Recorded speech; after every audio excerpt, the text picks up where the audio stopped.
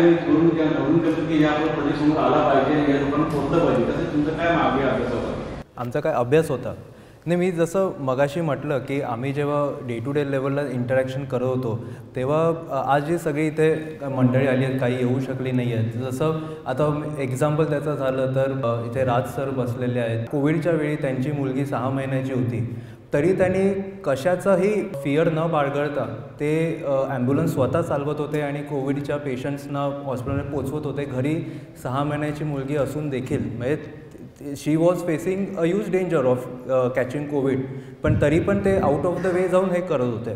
त्यानंतर आपले आज ते अनफॉर्च्युनेटली आले नाहीत आत्या ॲम्ब्युलन्स सर्व्हिसवाले गुणवंत साळवी सर.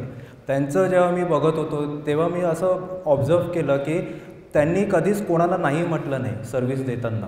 ते प्रत्येक वेळी जर पैसे नसेल तर त्यांनी ठरवलं आपण फुकटात देऊ त्यांना सर्व्हिस, पण त्यांनी दिली, त्यांनी कोणालाच नाही म्हटलं नाही. इवन मुकुंद कांबळे सर आज अनफॉर्च्युनेटली तेही नाही आलेत, पण त्यांचं ते असं आहे की ते एका कोविडच्या वेळी एका अशा पेशंटला घेऊन जात होते हॉस्पिटलमध्ये की ज्याला कोणीच नेऊन जायला तयार नव्हतं, कदाचित खूप सिरियस कंडिशन असेल.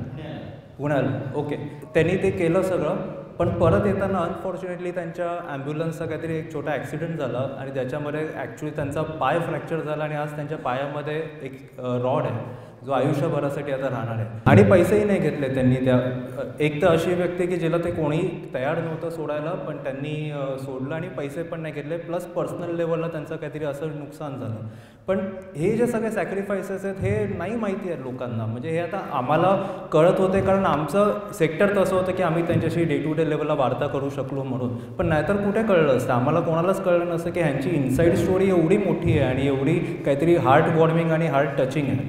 सो आम्हाला वाटलं की हे इवन आपल्या सगळ्या समाजाला हे जर कळलं की हे कशा प्रकारची जर ह्यांची स्टोरी आणि अशा प्रकारचं ह्या चॅलेंजेस आहेत या service providing ambulance service providing बिझनेसमध्ये, तर खूप एका वेगळ्या पर्स्पेक्टिव्हने आपण त्यांना बघू. आज बरेच वेळा अनफॉर्च्युनेटली आपण ट्रान्झॅक्शनल वेमध्ये बघतो, त्यांना तसं न बघता एक ह्युमॅनिटेरियन ग्राउंडवर आपण त्यांना बघू आणि हा पर्पज याचा, म्हणून आपल्याला हे जास्तीत जास्ती लोकांपर्यंत पोचवायचं आहे आणि म्हणूनच आज आपण हा घाट पण घातलेला आहे.